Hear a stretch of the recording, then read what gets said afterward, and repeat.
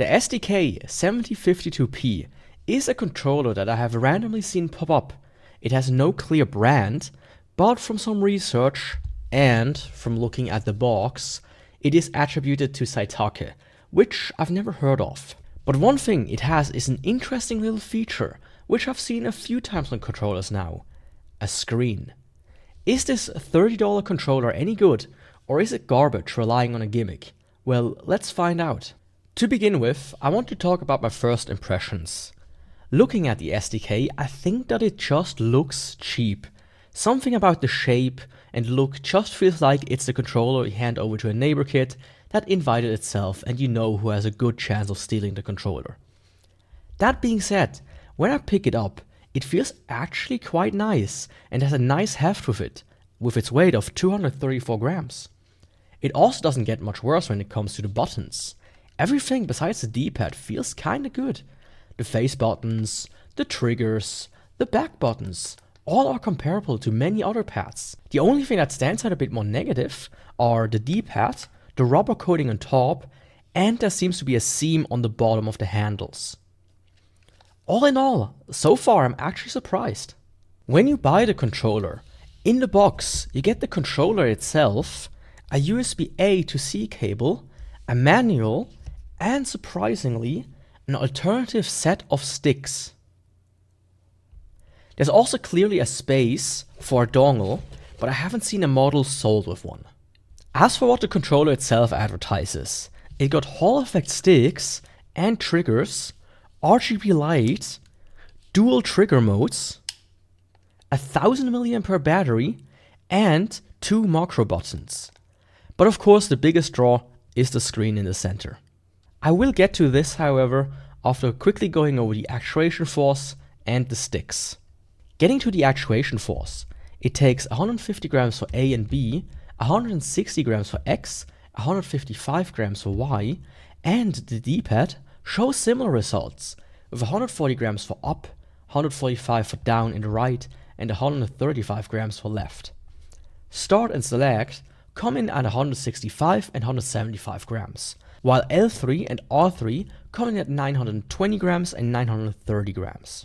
All in all, this is insanely good and consistent. Sure, I'm surprised at the near 1 kilogram of force for the sticks, but this is still beyond other controllers I've tested before. This is, however, where some of the good ends. The sticks have a circularity error rate of 1.3% for the left stick and 3.6% for the right one. For the right stick, you can clearly see that there are 2 divots at the bottom side, and both sides have random spikes from time to time. The polling rate is also not much better, as you get 200 Hz when you are wired and a measly 100 Hz over Bluetooth. With those rates, the controller is simply not competitive. Also, I was playing a good amount of Neo with this controller, which from my experience had some problem with dropped inputs, but the STK at least doubled these missed inputs. Now I get finally to the screen, and have to report that it's just a big gimmick. What you get are some minor settings, which most controllers do with the button combinations. While it is nice to be able to visually see what you're doing, it's just not really necessary and just drains the battery faster, as it's always on while playing. Only the macro screen is really useful, as it allows you to see the inputs you've set. But even then, I would have wished for more configuration, like setting time between presses. I've seen quite a few controllers now with a screen, and all seem to have the same problem. What I would want is it to either be like a Dreamcast VMU, or at least allow me to send pictures or videos or text to it. It would be really useful to put up a map or a list of items I need to farm, but none have seemingly done this yet. Also, it's just another failure point, which makes the controller harder to use if it fails. One smaller thing I want to add here is a quick look at the RGB. I'm not the biggest fan of it in general, and usually keep it off or at the low brightness settings. And this controller is a good example why. The light modes can look nice, but are not exactly smooth, which I find a bit distracting. But what really drew my attention is how bright it is at 100%. This actually blinds me while playing. Like, you can use this controller as a flashlight. And now let me quickly get to the sound test.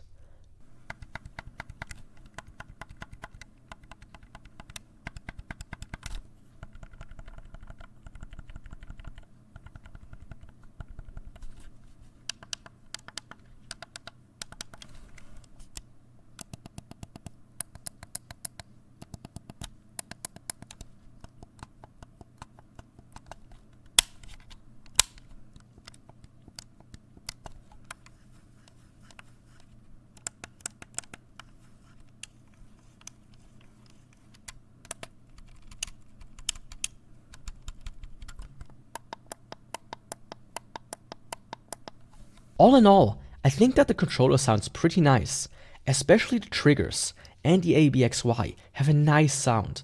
At the same time, the D-pad sounds a bit rattly, and I think something might be wrong with my right bumper, as it has a strangely different sound from the left one. Using the SDK is surprising, since it really isn't the worst controller in the world, and a lot of it has to do with the fact that the good makes up for the bad quite a bit. The buttons and triggers are really a joy to use, and I love being able to switch between two trigger modes quite easily.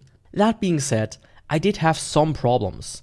I feel like I had to charge this controller far more often than any other ones I've tested, since I really do believe that both the LEDs and the screen are a major strain on the battery life. I also noticed that on one of the sticks the metal ring came loose, which is really audible and I might have to glue it back on. Also, on another note, something I haven't even mentioned yet is the headphone jack on the bottom. I tried to figure out what I can do with it, but I had no luck. It doesn't function like a PS4, where you get the full audio. It doesn't make any sound in the menus, and there's no real mention in the manual either. It feels like it's just there for shits and giggles. A truly strange addition. But let's not be distracted by that, and move on to the D-pad. This one is also surprisingly solid. Almost a bit too solid. I had no misinputs in the contra test, which is truly impressive, but I did have a bit of a hard time to aim diagonally. I'm shocked, but I actually really like this D-pad. Lastly, I quickly checked the macros. Each key supports 21 inputs, but you cannot use start and select. I did test this, and not only does it only execute 20 out of the 21 inputs, it also seems to be a bit inconsistent in terms of the execution speed. Also, since you have to set the inputs through the controller menu, you cannot use the controller while setting them. This is just not a good implementation of macros in my opinion. In conclusion, I have to say that the STK-7052P is not worth getting. While it does perform extremely well in some areas, it fails much worse in others. Other manufacturers should take some note from the actuation force and the triggers, but should also take notes on not what to do. It might be fine as a secondary controller or in a pinch, but for the price, you'll get better. As such, I cannot recommend this controller, but encourage you to check out these controllers on the end card, and while you're at it, you should also subscribe.